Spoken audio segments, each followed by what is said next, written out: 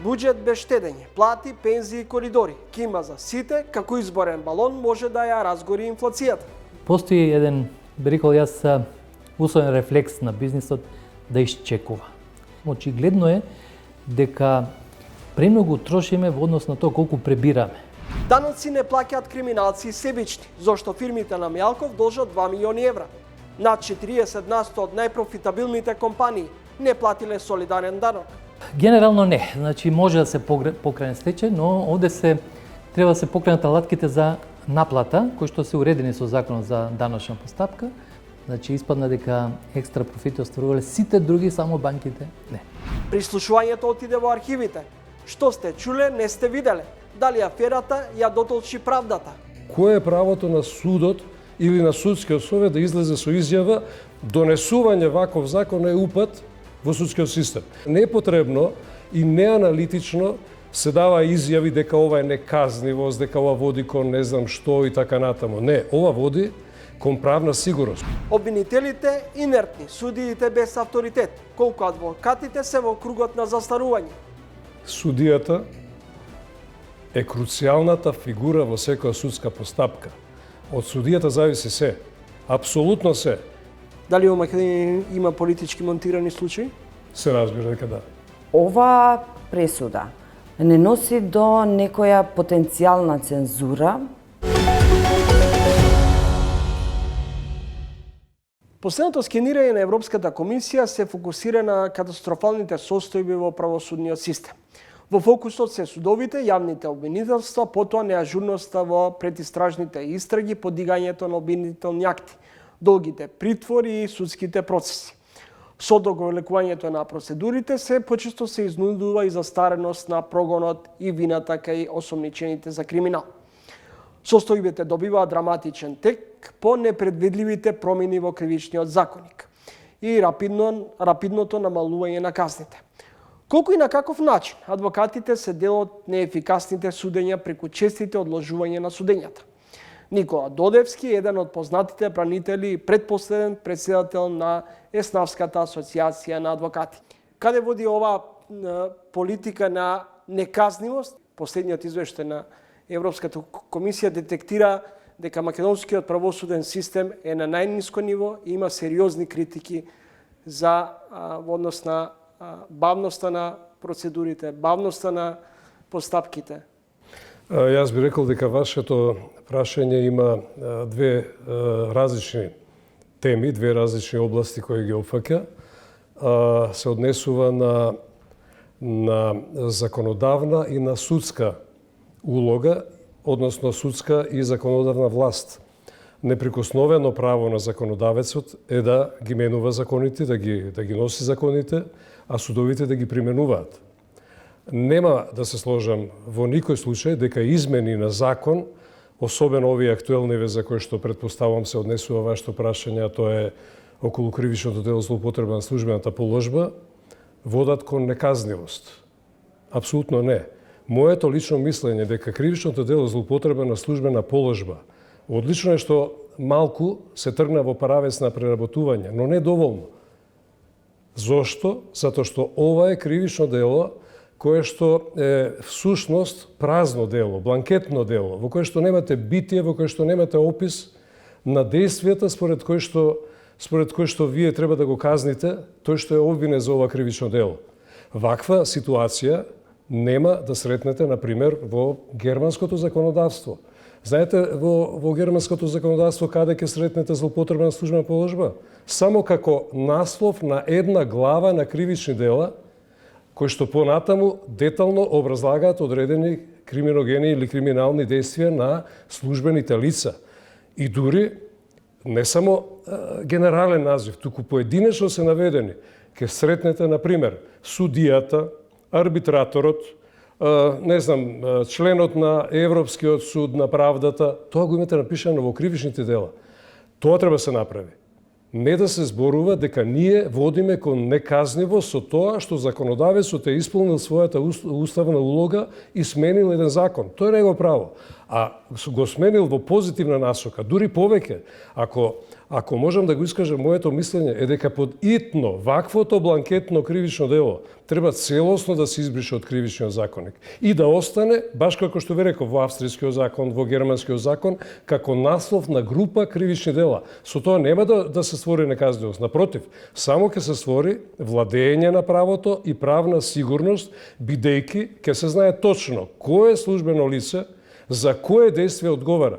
Вие сега со вакво празно кривично дело или бланкетно, така наречено во теоријата правна кривично дело, вие им оставате на имагинацијата на тој што го пишува обвинението и на неговата креативност што се може да напише како действие на ова кривично дело. Тоа не може. Господине Дојевски, дали судството ни е катастрофално или правдата победи во случаите кои произлегува од аферата преслушување? Да се одговори на ова прашање во смисол дали правдата победи или не победи, не е можно, затоа што прво тоа се поединечни предмети кои се многу комплексни, со многу действија и така натаму, но повторно сакам да се осврнам на следното. Правдата ќе биде задоволена доколку тие што го извршува законот го почитуваат, така како што е донесен. А законот го донесува законодавецот. Ја не можам да се изначудам на коментарите кои што дури доаѓаат од судската фела. Велат, ова е упад во судскиот систем. Како тоа упад во судскиот систем? Па тоа се посебни власти, како што тие велат, извршната власт, законодавната власт не може да се меша во судската власт. Па кое е правото на судот или на судскиот совет да излезе со изјава донесување ваков закон е упад во судскиот систем? Само еден детал би сакал да ви кажам. Роковите, казните во европските држави кои што ви ги напоменувам, како споредбено, намерно ви ги споменувам Австрија и Германија, за да не одиме со компарација на регионалните држави, роковите за застареност се пониски од овие што се сега со измената на законот во правецот на намалувањето на казните, а со тоа се разбира и намалувањето на роковите за застарување. Вие во германскиот закон ќе сретнете пониска казна за злоупотреба на службената положба од таа што сега ние имаме. Па на што личеше 40 години рок за застарување за кривично дело злоупотреба на службена положба, а тоа го имате во европските држави на границите од да минимумот е 3 години па до 5 години, како што сега е кај на злоупотреба на службена положба. Така да непотребно и неаналитично се дава изјави дека ова е неказнивост, дека ова води кон не знам што и така натаму. Не, ова води кон правна сигурност. Бидејќи дел од постапките после измените на кривичниот законник запираат, нема судење. Дали тоа значи дека осомничените за кои до вчера им се судило се невини? Па секој е невин додека не добие правосилна пресуда. Нормално, апсолутно, презумцијата на невиност е свето правило во сите европски држави. Запирањето по било кој основ, дали е тоа ради откажување на јавниот обвинител затоа што не обезбедил докази или поради тоа што истекле роковите за застарување, нема значење, нема дело. Нормално дека тие луѓе не добиле правосилна пресуда и никој не може да ја повреди нивната презумција на невиност, бидејќи не е докажано дека тоа е кривично дело, односно не е изречена пресуда. Кој е виновен за одоговлекувањето на судските процеси? Кој е виновен што нема судска разврска во однос на крупни предмети кои се воде против влијателни политички па и бизнис личности? Судијата е круцијалната фигура во секоја судска постапка. Од судијата зависи се, апсолутно се. Кој може му влијае на судија кој што е конзистентен, кој што е чесен, кој што заклетвата дека ќе ја врши својата функција ја дава, нели, ја гледате во предсобрание или не знам каде, зависи што се организира, дека ќе ја врши чесно, конзистентно и дека ќе го почитува уставот и законот. Ако судијата, дали само судиите се главната слава? Дефинитивно, апсолутно. Како јас како адвокат можам да влијам на спреги, на бизнис влијание, на политички влијание или не. Судијата ако рече не, или не треба ни да рече, ако се постави во позиција дека тој судија вели не, немате можност да му влијаете. Лично, во мојата кариера, јас сум бил судија, во мојата судиска кариера немам ниту телефонски разговор добиен од било кој, ни бизнис, ни политички припадник, ни било кој. Знаете зошто? Бидејќи се знаеше однапред дека тоа не може да пројде. Ако вие имате 90 макар проценти од судиите такви, па нашето правосудство нема да има 3% доверба, ќе има 99%. Ако ги имате 90% конзистентни луѓе, се е до централната фигура во постапката судијата. Сега тука, за да бидам објективен, не е факторот само на тоа да ние се ослониме на судијата. Сите луѓе имаат некакви слабости и така натаму, но системот треба да направи се тие слабости да се елиминираат, прво со изборот, второ, отвараме уставни измени за се и се што така. Не велам тоа во не знам каква конотација политичка, тоа ми е надвор од мојата сфера на интереси, го зборам од аспект на право. Па отворете го уставот и укинете го доживотниот мандат на судиите. Доживотниот мандат не се покажа во држави како што е нашата, како нешто што треба да гарантира независност и така натаму. Напротив, очигледно е дека гарантира една комоција во која што никој ништо не му може на судијата. Не навалувам во постапките на судскиот совет, тоа е една посебна сфера која што исто така уставот треба да ја коригира, но мандат, како што, например, имате во Соединетите Американски држави, на судија, ограничен, лимитиран, па дури имате и јавни избори на судии, каде што вие како граѓанин имате право да гласате дали тој судија ќе биде избран повторно и да го критикувате јавно. Јас во моето искуство, во една студиска посета на Соединетите Американски држави, имавме прилика да посетиме една од адвокатските комори во некој од тие држави, колку се сеќавам беше тоа во Невада. Колегите од адвокатската комора ни покажа во својот лист дека редовно, месечно објавуваат според мислењата и анкетите на своите адвокати, ранг листа на судиите според квалитет, според објективност и честност. Замислете, тоа го даваат адвокатите и ги рангираат судиите. Знаете што ми рекоа? Судиите и те како вода сметка кој на која позиција во таа ранг листа ќе дојде и се борат да бидат на врвот на ранг листата која што прави адвокатската комора. Кај нас вие тоа да го кажете, дека адвокатите ќе дадат мислење за некој судија, тоа ќе се свати не знам како. Епа таму треба да се оди во тој правец за судијата да навистина биде независен, да нема ни секунда дилема дека не смее да прифати никакво влијание и што е најбитно да никој не може да му се обрати, треба такви да се направат чекори. Ако вие знаете дека имате ограничен мандат, ќе размислите дали ќе бидете повторно избран, ако неколку пати за вас се појават негативни критики, ако вашите пресуди бидат, па еве тука и застарувањето, например застареле вашите предмети, па ќе размислите дали така ќе вршите судиската функција. А сега го имаме доживотниот мандат и сите сме комотни. Господине Дојдовски, рековте дека сте биле во еден период и судија, не ви се случило никој да ви крене телефон, ниту да ви ургира, но бевте и бранител на почеток и на екс-премиерот Груевски, потоа се повлековте и на голем број од тогашните функционери од ВМРО ДПМ, меѓутоа рековте дека поради одредени притисоци сте се повлекле. Кој, зошто и на каков начин тогаш ви вршил притисок и како денеска гледате на она што многу често слушаме од судиите, па еве и последниот председателката на Врховниот суд, дека се соочувала со политички притисоци. Претходно слушнавме и од поранешните председатели на судскиот совет дека имале политички и бизнис влијанија. Прво, морам да ве коригирам, јас таква изјава никогаш не сум дал. Мојот ангажман престана во моментот кога заврши истрагата, јас бев бранител во истрагата на повеќе од тие луѓе, но ќе ви кажам дека историската дистанца која што треба да помине за да јас како бранител можам да изнесувам ставови, мислења и така натаму, не е помината. Но поинтересен ми е и поактуелен ми е вториот дел од вашето прашање. Тоа што велите председателката на Врховен суд дала изјава во која што вели дека некој и вршил притисок. Ја не сум ја читал така изјавата, но еве ви верувам на збор дека така е дадена таа изјава. Морам да оценам дека ако таква изјава е дадена од председател на Врховен суд, тоа е и те како кредибилна и позитивна изјава ако некој тоа навистина има храброст да го каже и докажува дека ја заслужува функцијата на Врховен суд. Но, она што сакам посебно да го потенцирам, колку што се сеќавам, таа дискусија се отвори околу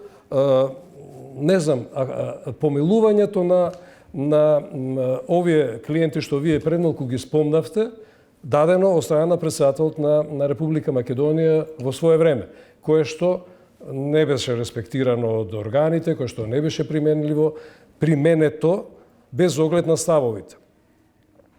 Страсбур го кажа последниот збор за помилувањата и му даде обврска на Македонскиот суд да се произнесе, да анализира пресудата и да каже дали тие помилувања важат или не важат.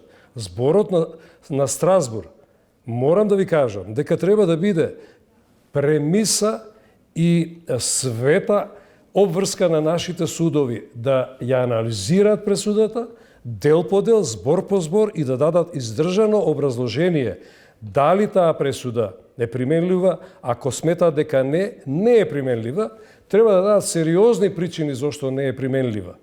А вие не верувам дека сте виделе пресуда, па вклучително и пресудата на Врховен суд за таа пресуда. Не можете вие во една реченица, што за жал се случува во многу случаи кога се работи за практиката на судот во Страсбур, ова не е апликативно. Ако не е апликативно, вие имате во Страсбур пресуди кои што можат да служат како лекција за секој правник, да ги читате со задоволство и да бидете поучени како се применува правото. Но не можете на таква пресуда да одговорите со една реченица, ова пресуда не е апликативно, ќе се помачите, па ќе напишете 30 страници за да ви верувам дека не е апликативно. За помилувањата за кои што сега се отвара таа дискусија, тоа не го видовме. И за жал не гледам ни намера, ни желба тоа да го видиме. Господине Додевски, не случајно споменав дека бевте во еден период бранител на екс-премиерот Груевски. А ако тој се чувствува невин и ако не гледа дека сторил кривични дела, едно од тие кривични дела, зошто ја напушти државата? Па тоа е прашање за Груевски, не за мене. Јас останувам во рамките на бранителот. Ама еве хипотетички, можеби ради тие 3% недоверба во судството. Ако врховната председателката на Врховниот суд вели дека има влијание и дека се соочувала, и претходно и други високи суди рекле дека се соочуваат со притисоци, како да се ослободи правосудниот систем од ваквите влијани? Тоа што ме разочарува, можеби има допирна точка и со ваше прашање, кога ќе видам бранител, кој што по вокација е бранител, а тоа значи да ги брани клиентите, дава изјави како да е обвинител. Секогаш изјавата на бранител треба да е бранител. Но ако ја чујам и ми звучи како обвинител или не знам, ќе ви кажам многу прост пример. Имате казнена политика во Македонија во која што фрапантно, но започнавме да применуваме драконски казни, во кој што дури имате чувство дека елемент на одмаздолюбивост државата внесува. Не генерално, туку поедини судови. И се вие имате, например, не знам, казна изречена 18 години за одредено кривично дело. Не е битно, никој суд, никој судија, го кажам тоа генерално. И сега одеднаш имате преиначување на таа казна и од 18 доаѓа на 10 години. И одеднаш една бура во јавноста, леле какво намалување, леле каква казна. Па знаете што значи 10 години казна? Младост, цела младост, цел живот. Второ, ако тоа го чуете, дека такви изјави, ова не смеше да се деси, требаше да остане 18 и 18 малку, од бранител, адвокат кој што во други случаи е бранител, тоа значи дека нешто, или како што вие викате, некаква спрега можеби постои. Ние имаме право да зборуваме според нашиот кодекс за одбраната наша. Дури кога застапуваме оштетени, премиса е дека вие сте во прв ред бранител, Затоа што во Уставот ќе видите која е улогата на адвокатурата, да пружа правна помош, да ги брани луѓето, а вие се викате јасно. Оставете обвинителската позиција на обвинителите. Па ја не видов обвинител да малтене да се појави и да коментира за најновите измени на злоупотреба на службена положба. А видов еден куп адвокати кои што не знам зошто и од кои мотиви излегуваат и коментираат леле како смееше неказнивост, не знам што, не е точно.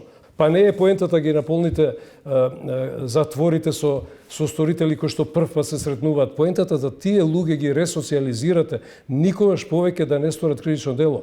А превентивната улога да и на другите влие, верувате ми како е битна, затоа што заканата да влезете во криминална средина, каде што човек кој што прв пат влегува во затвор, не се знае дали ќе излезе повторно како чесен човек или како човек на кој што таа средина со повеќе кратни повратници, со сторители на многу смислени кривични дела, можеби ќе му влие па да добиете уште еден сторител на кривични дела, наместо да добиете повторно граѓанин.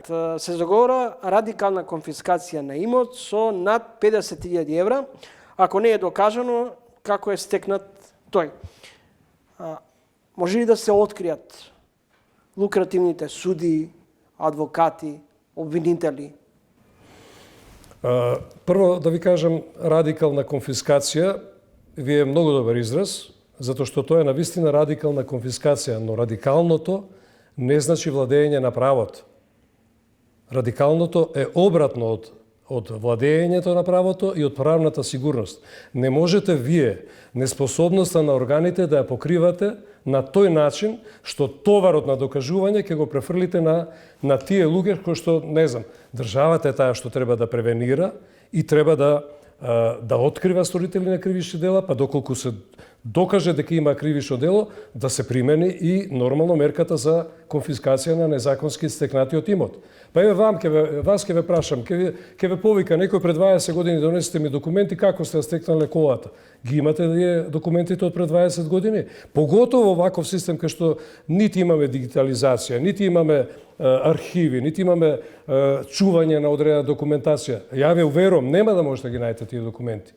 Затоа што не можете вие сега после 20-30 години донесете закон и кажете ајде донесете ми ги вие документите, оправете го имотот. Радикално ништо, поготово не на ова тло. Можеби вие имате одреден систем во високо развиените, високо дигитализираните држави, каде што можете водите сметка и превентивно, па и да воведете одредени мерки кај што очекувате луѓето да ви докажуваат, но не во нашиот систем. Ние во нашиот систем сме далеку од зрелоста да таков закон донесеме и да кажеме ајде сега ќе конфискуваме се што вие не можете да докажете дека сте го стекнале или не знам сте го купиле како што треба и така натаму. На крајот очекувам краток одговор на моето директно прашање. Дали во Македонија има политички монтирани случаи? Се разбира дека да. Кој? Не можам да ви кажам, да ви ги дефинирам по име и презиме, бидејќи тоа не е работа за интервју. Дојдете, пратете во судница одредени судења за кои што во јавноста може да прочитате дека може би се такви, па стекнете го впечатокот директно од тоа што се случува во судница. За жал, вас, например, лично не сум видел во судниците. Ви благодарам. Hvala. Следете интервју со Никола Додевски, долгогодишен адвокат. Буџетот за догодина е скроен на 5,5 милиарди евра. Дефицитот ќе биде над 1 милиарда евра. Со нова тенденција на задолжување кон странските пазари и дома преку обврзница. Дали ќе се соберат доволно од даночните обврзници? Како ќе се интервенира за поголемите плати во јавниот сектор и трансферите кон пензискиот фонд за зголемување на пензиите? Ова издание на Трин гостин е Павле Гацов, даночен експерт. Добре дојдете во емисијата. Благодарам, добро најдов. Господин Гацов, заврши скенирањето на финансиските буџети од страна на ММФ. Платите може негативно да влијаат на инфлацијата, а коридорите 8 и 10 до година веќе стануваат ризик за буџетот. Дали со ваква политика економска може да се издржи во услови кога 2024 година е изборна година? Вие доволно кажавте со атрибутот дека е изборна година. Очигледно дека во избори треба да се влијае на гласачите, да се одоброволат, да гласат за овие политики. Тоа се прави или преку плати, или преку покажување некакви јавни инвестиции. Овие две алатки ги користи актуелната влада, ќе ги користи и секоја друга, бидејќи пред изборите ние сме сведоци дека постојано тоа се случува, но дали има капацитет македонската економија тоа да го издржи, односно македонското стопанство, бидејќи на крајот на краиштата сите јавни расходи генерално се алиментираат од стопанството. Значи стопанството треба да обезбеди доволен износ на даноци кои што ќе влезат во буџетот, па понатаму од буџетот тоа да се рефлектира преку инвестиции, зголемени плати и така натаму. За жал, кога имаме избори, економијата има известен застој, особено во оној период кога има изборен молк, не треба да се прават некои посериозни јавни набавки, не треба да се афирмираат таквите јавни инвестиции и постои еден, би рекол јас, условен рефлекс на бизнисот да исчекува. Тоа исчекување значи дека нема никој да загриза посериозно во некакви инвестиции, очекувајќи расплет од изборите за понатаму да се забележат, односно да се знаат новите економски политики на истата можеби или пак на новата влада што би дошла после изборите. Дали ова значи дека буџетот за 2024 е нереален, дека дека државната каса е пренапумпана, се подготвуваат за изборно подкупување кај граѓаните? Новата влада ќе креира нов буџет. Тоа е факт. Значи овој буџет би траел, ваква структура на буџетот би имале само до изборите. Дури и оваа истата влада да го креира, да победи и да креира политики и понатаму, ќе треба нешто да промени. Така да во овој контекст јас само би рекол дека овој буџет има смисла додека владе оваа влада. Во овој контекст ветувањето за поголеми плати, поголеми пензии, не го препознаваме ние никако поинаку ако економијата не испорачува таков раст. Очигледно дека 1,9 е генерираниот раст за 2023 година, толку е прогнозата, да надминеме 2%, да се обезбедуваат пораст на платите од 10%, да се 5,3 на пензиите се очекува, во март треба нова калкулација, минималната плата повторно да расте и така натаму. Очигледно е дека премногу трошиме во однос на тоа колку пребираме. Што значи овие проекции на економски раст се нереални? Генерално да, односно значи дека се темелат на преоптимистички прогнози, односно дека треба да има ретерирање, инаку ова ќе се сведи на дополнителен пораст на долгот. И во текот на едната година планирано е државата повторно да се задолжи со 1,2 милијарди евра за да го покрие дефицитот и да се отплаќаат старите долгови. Само по основ на камати до година. Ние треба да вратиме 450 милиони евра.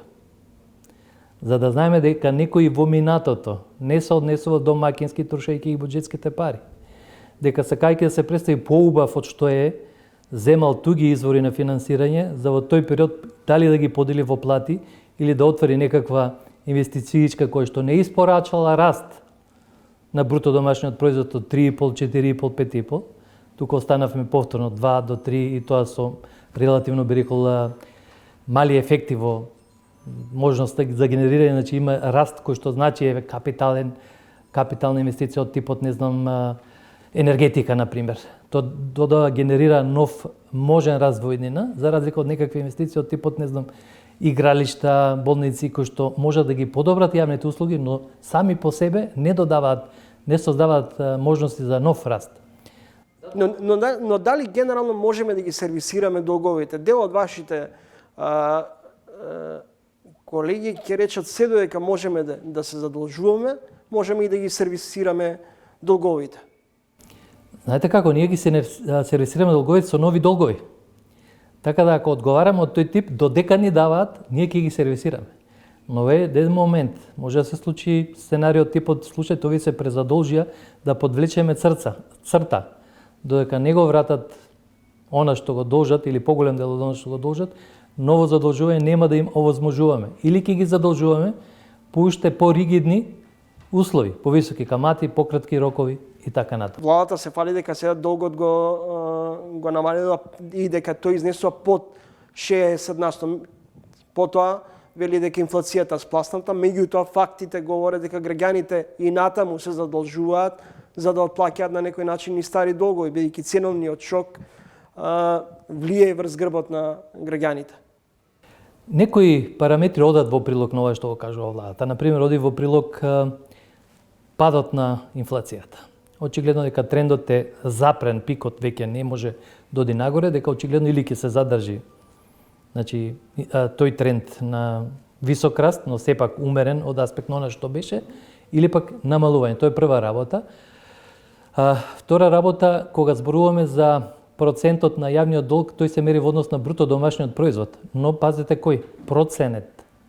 Тоа значи дека оној што мери, тој сами проценува колкав ќе биде бруто домашниот производ што се калкулира во однос на јавниот долг. Така да, во овој момент ние имаме проценет бруто домашен производ од 14,4 милиарди евра. Дали тоа ќе го реализираме? Но пазете, зборувам, бидејќи веќе и еврата кога ги споредуваме, не е она вистинското. Пошто ние, иако имаме замрзнат курс, 61,5-62 евра, со истите евра вие веќе не можете истото нешто да го купите на пазарот. Така да и реалното споредување во евра веќе не ги дава оние квалитетни информации што ги даваше можеби пред корона кризата, односно до 2018-2019 заклучно. Во овој контекст сакам тоа да го напоменам. Оно што сака да се представи поубав ќе избере параметри што не му одговараат да ги представи како најважни. Во долгорочната фискална стратегија 2022-2026 пишува дека стабилизацијата на јавниот долг е можна со намалување на буџетските дефицити или со раст на бруто БДП. Што доколку не испорачаме пристоен економски раст? Очигледно е дека ние ќе продолжиме да се задолжуваме. Бидејќи дефицитно се финансира нашата економија. Еве за информација, некаде до 2018 заклучно, 2019 пред короната, секоја година дефицитот беше нешто околу 200 милиони евра. Тогаш одеднашка заради јасни причини рипна на 800, но после тоа не се намали на 200. Следните 21-22 се намали на 600, односно на 500. Значи ние веќе имаме дефицитно финансирање двојно поголемо од оно што не беше пред короната. Така и јавниот долг. Пред короната годишно отприлика 300-400 еве, општо зборам да не ги бомбардираме гледачите со точни суми, за време на короната 942 милиона евра зголемување годишно на јавниот долг, но се вративме на 600 на 500 милиони евра задолжување нето зборувам годишно. Очигледно го подигнавме летвата на задолжувањето во апсолутен износ, што се разбира не зборува добро за здравјето на македонските јавни финансии. Следите терин, гостин во емисијата Павле Гацов, даночен експерт.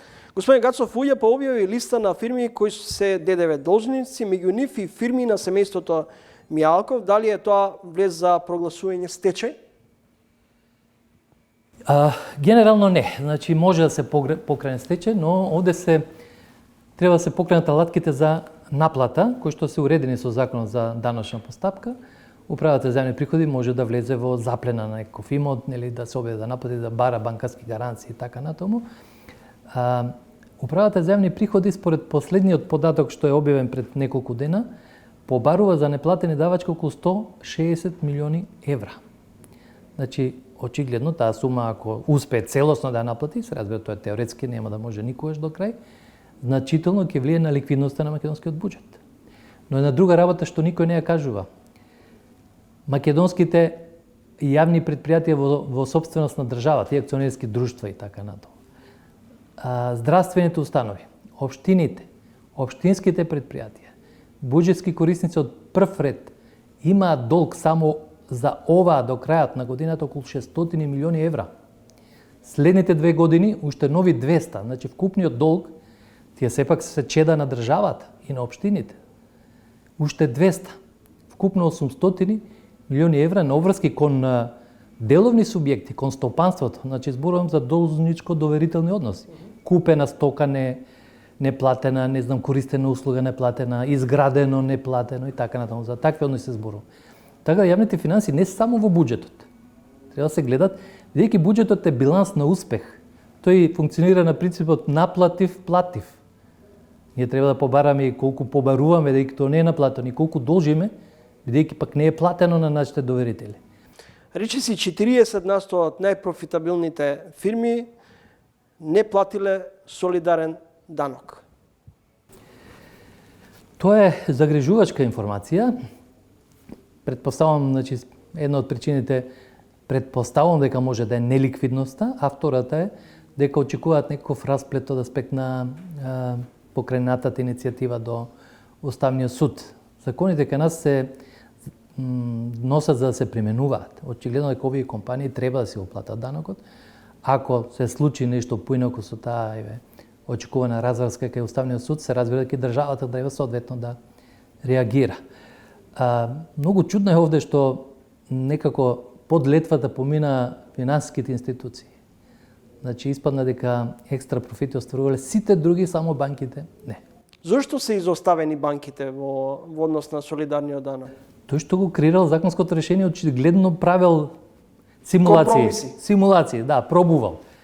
Бидејќи тие во континуитет имаат високи профити, така да и маргината од ова 20% за претходните 3 години тие не ја поминуваат.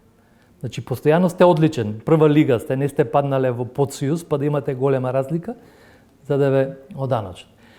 Некои земји зафатија со некаков умерен пристап и од банките, некои се повлекоа, имаме нели оној принцип што беше кај италијанската влада, бидејќи имаше некаков страф, па реакција на банките и така натаму. Но со вакви профити кои што еве за 9 месеци речиси допираат 200 милиона евра во банкарскиот сектор, мислам дека треба да се поведе сметка и за ваквите трендови. Господин Гацов, спорите со премиерот Ковачевски, кој од една страна председателот на владата вели дека имаме најниско ДДВ во регионот и најголема листа на производи од повластена стапка од 5%. Од друга страна, вие денови оценивте дека даночната реформа е пресилен збор и дека државата ништо не направила реформски во овој дел. Реформа е нешто сериозно. Значи, реформа е да воведете, например, прогресивен данок. Зборувам ке персоналниот данок на доход. Се тргна со таа иницијатива, па по бурните реакции се вративме, ретериравме назад. Може имало причина. Втора работа, реформа е да воведете исто сегментирано доночување на компаниите, по успешните повеќе. Исто зборувам за некаква прогресија кај данокот на добивка. И ова со најниските даноци. Предпоставам сите сметаме дека во регионот е и Босна и Херцеговина. ДДВ-то таму е 17%, не е 18%. Втора работа, сите персонални даноци таму се 10%, исто како кај нас. Во Бугарија се 10%. Така да кога го потребуваме збор дека се најниски во регионот, треба барем како додавка да кажеме дека покрај нас и некои други, тоа од времето кога имавме трка кон дното, сите кои сакаат да имат најмали даноци, кај нас остана таквото решение, но се разбира не сметаме дека тоа е лошо решение.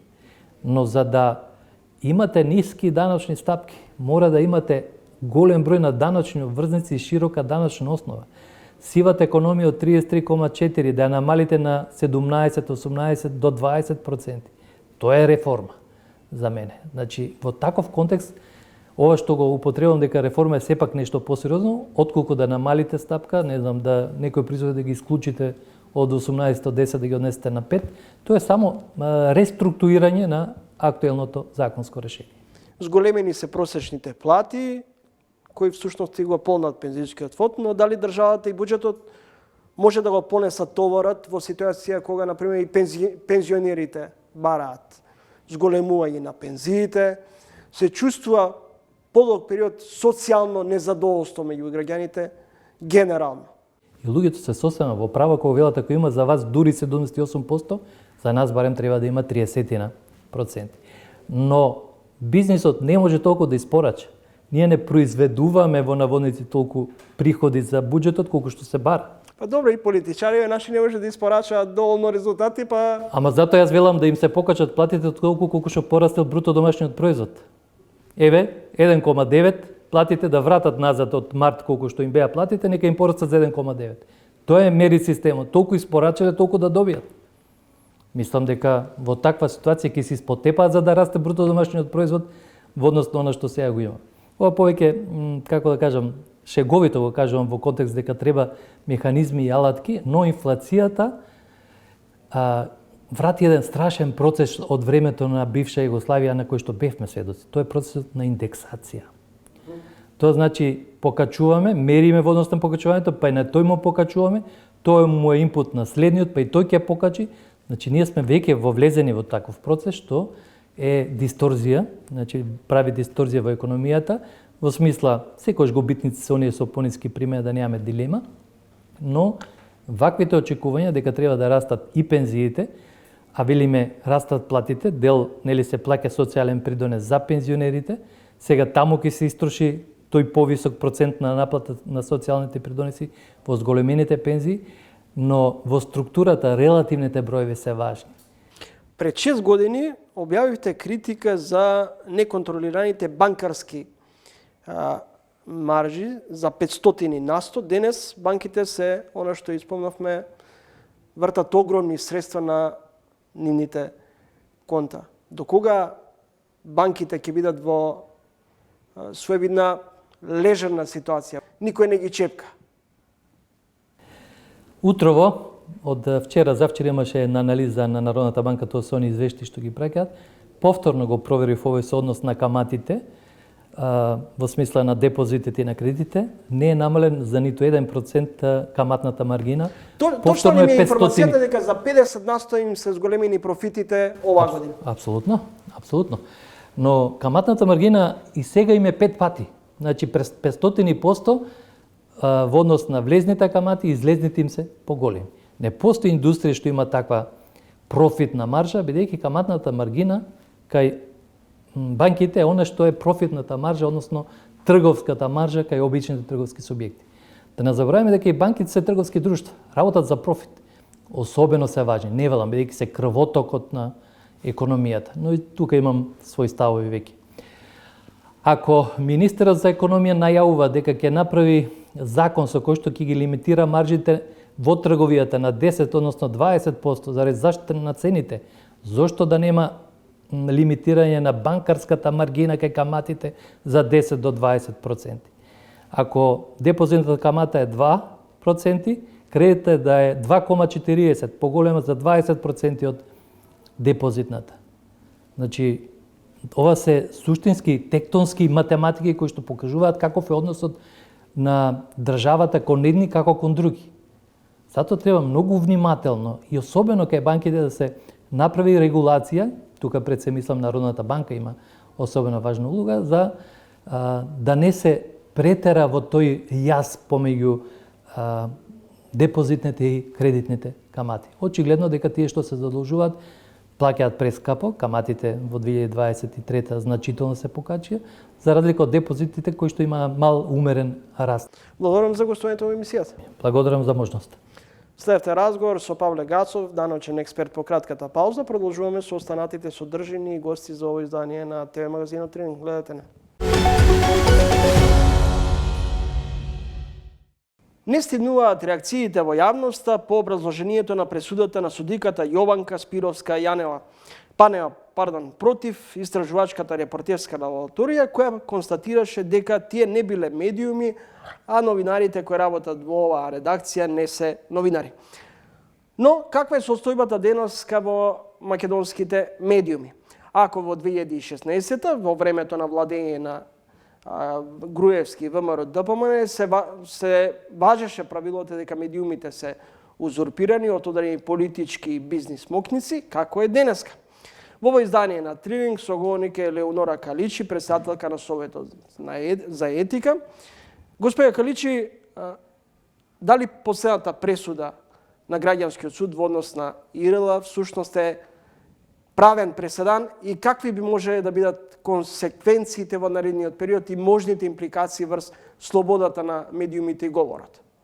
Ова пресуда и писменото образложение кое што го гледаме секојдневно во медиумите и кое што беше објавено, не носи до некоја потенцијална цензура, потикнува страв и некоја затвореност на медиумите, за тоа да биде некако, да се формира некаков страв за тоа да не може слободно да објавуваат содржини кои што се од јавен интерес или кои што може да ги допират мокниците или политичките партии или било кој може да се допира во тие содржини. Дали е ова обид да се компрометира уредувачката политика?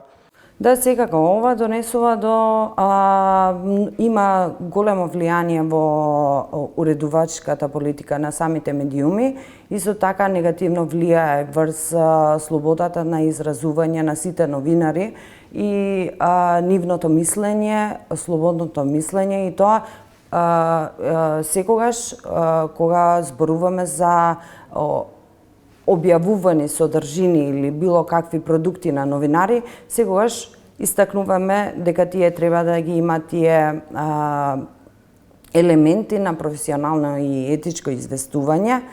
И самата ова култура која што се креира со ваквите пресуди и ваквите одлуки, креираат таков страв кај новинарите и медиумите, за да не може да ги објавуваат тие теми и стварно е некако ние си мислиме дека одиме полека, има позитивни промени во врска со тоа како би можеле ние послободно да бидеме, послободно да действуваме и да работиме, а од друга страна се вршат притисоци и некако се враќаме назад. Се одржа протест на медиумските работници, правото на граѓаните пред правото на мокниците. Како судиите да се ослободат од политичките па и бизнес влијание? Да, секако видовме на извештајот дека имаме застој на реформите. Според ова одлука и според ова пресуда, значи ние имаме многу важни и сериозни пречки за слободното изразување и слободното значи да се креира некоја слободна култура на и професионално и етичко известување. Како може судот да оценува и да одлучува кој е новинар, кој е медиум? Врз основа на кои критериуми судиката донела таква одлука? Судот не може да донесе таква одлука во врска со тоа дали некој медиум е медиум или за новинарство. Судот може да донесе одлука за некој прекршок на базиран на тоа дали професионално или непрофесионално известувал или прекршил некои етички правила. Едно од основните начела во медиумската работа е одговорноста кон публиката, што подразбира да се кажува вистината и да не се манипулира со фактите. Колку медиумите па и новинарите се придржуваат до европските и професионални стандарди на известување? Имајќи ги предвид жалбите што се поднесени во Советот за етика во медиумите, а традиционалните медиуми повеќе се придржуваат кон етичките и професионалните стандарди, и тука гледаме напредок, но од друга страна исто така имаме 90% од жалбите поднесени се однесуваат на онлайн медиумите и онлайн просторот, каде што исто така и другите медиуми имаат своји Facebook профили или социјални мрежи, и тие сами треба да реагираат, да ги избришат сите коментари кои што потикнуваат говор на омраза, а исто така тие треба да се придржуваат кон стандардите за етичко и професионално новинарство и според кодексот на новинарите, исто така и насоките за онлайн известување, кои што треба да запазат, затоа што многу е таа тенка линија измеѓу некое слободно изразување на своји мислења и говорот на омраза. Дали со воведувањето на државното рекламирање во приватните медиуми значи и враќање на клиентелистичките и коруптивни практики во меѓу медиумите особено? Да се подсетиме дека во времето на владењето на ВМРО-ДПМН пред 10 години медиумите постојано беа на удар на политичките влијани, особено од тогашната владеачка гарнитура. Дали сега повторно се враќа овој концепт на политичко влијание врз медиумите? Според регулативата на Европска унија и според праксите на Европска унија, таму можеме да има низа опции, но едно од нив е фонд за плурализам во медиумите, каде што би можело да се објавуваат или да аплицираат сите продукции, организации, медиуми и да се филтрираат тие содржини кои што се од јавен интерес. Благодарам за гостувањето во емисијата. Благодарам на вас. Мојата вечерашна гостинка го има можеби најсензуалниот вокал моментално на македонската музичка сцена. Се вреднува ли музичкиот потенцијал во земјава и што значи музички да се твори на ова парче земја? Вечерва во Трилинг разговарам со Агни Авшар. Добро вечер, многу ми е драго за поканата. Ексклузивна чест ми е што присуствувам и сум поканата на емисија од ваков калибар. Ми се допаѓа сетингот, друштвото во кое што се наоѓам. Вашето вистинско име е Лина, но последниве години го користите името Агни Авшар. Како се одлучивте на ваква животна одлука да го промените името Лина? Моето родено име е Лина Авшар, а одлучив да направам промена на името, само на името пред околку 3 години. Името ми го даде мојата учителка со која што работев тогаш јога и медитација.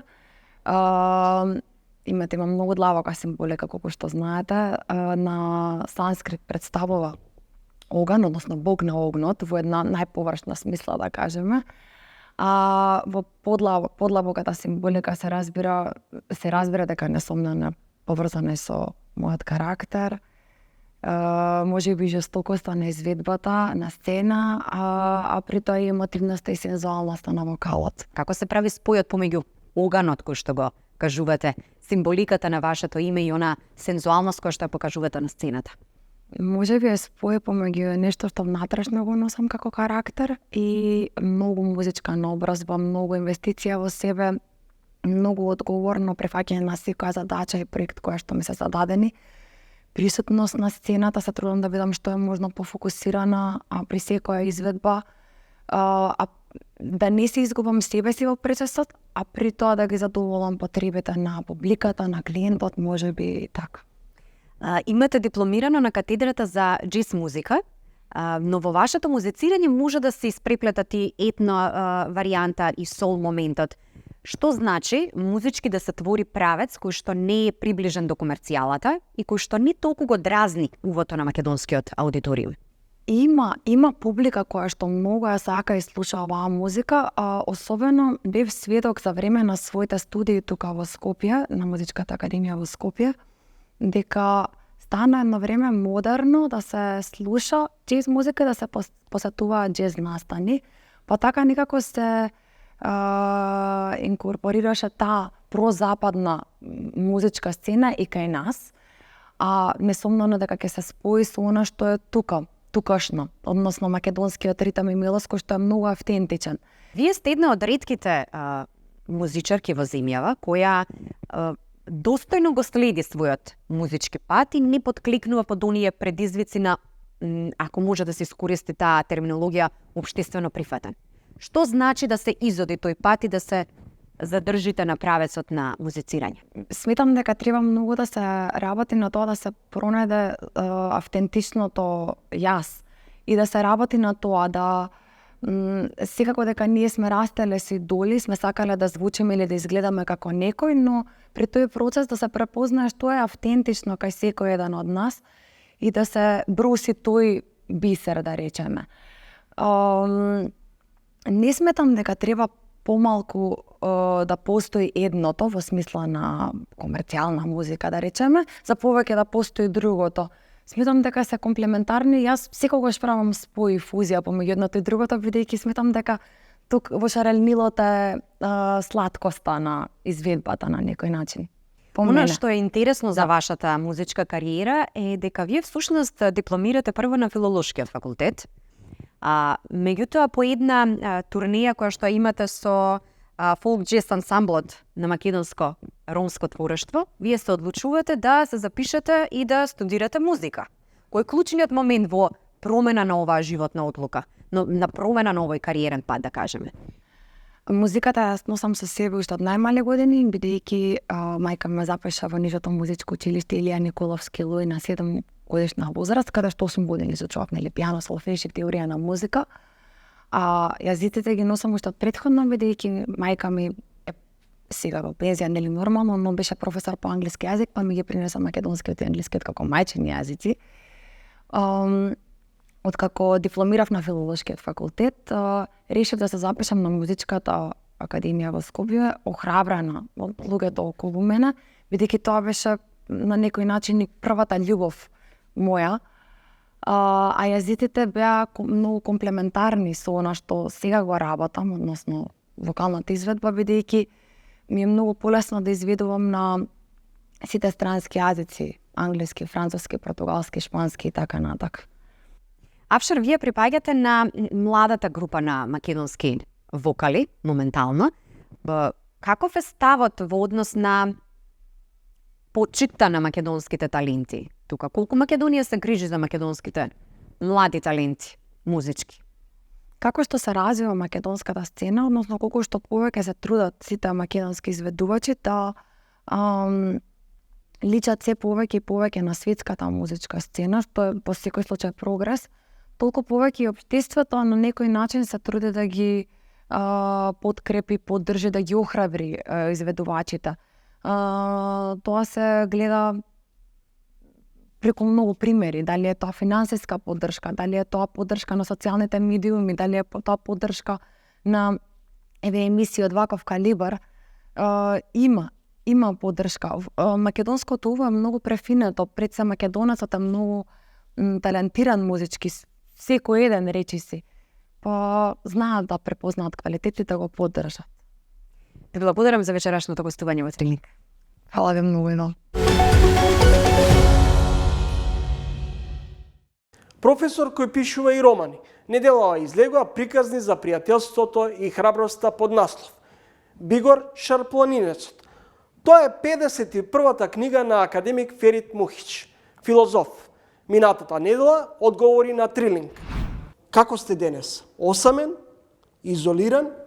И која е филозофијата на животот на академик Ферит Мухич?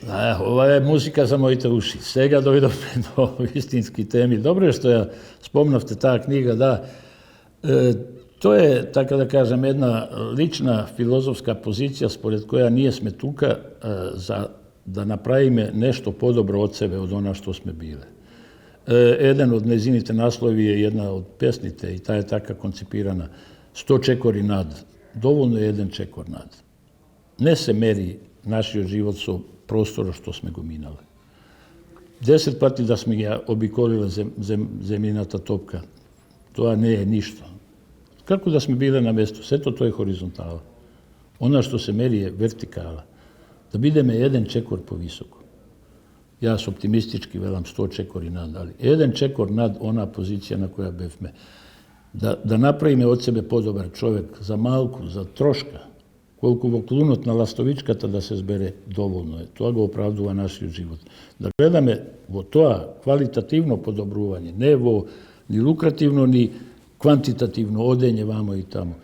И општеството да го подобриме и така натаму. А инаку, во однос на тоа, доволно е јасно речено. Секогаш сам на тие патувања, јас одев сам по планини, иако прво правило е во планинарење, никогаш не оди сам. И можам да кажам дека сум задоволен. Изодев многу планини и не освоив ни еден врв, туку се воздигнував до нив. Врвот не е тука да го понижиме, да го згазиме, смачкаме, освоиме, тоа не е наш непријател. Тоа е нашата цел. Врвот е внатрешна, иманентна категорија на човек кој логички стреми кон тоа да се воздигне. Таа, јас дури и терминот антропологија, антропос, ја изведувам анотропија, стремеш кон возвишување. Но реков, секогаш сам, бидејќи тоа е тоа прочистување некое во тие планинарски епизоди кои се добар дел од мојот живот, 40 години, но никогаш осамен. Навистина, чувството на осаменоста кое би ме дистанцирало од другите човечки суштества не ми се случи никогаш, па ни денес. Напротив, имам исклучително еден интензивен живот се разбира, контактите, излегувањата се радикално смалени. Меѓутоа, ни во еден момент не се почувствував ниту изолиран, ниту осамен и особено сега еден друг вид, посоодветен за мојата возраст, на дружење со еден универзално, така да кажам, антрополошки свет кој е денес изложен на страшни работи, како што гледаме, таа врска е длабоко присутна и денес. Заврши Трилинг, добра ви вечер. Моето чувство е дека осаменоста е изолација. За мотивите секогаш може да се разговара. Довидување до идниот петок во исто време, 20 часот и 45 минути. До тогаш читајте на triling.mk.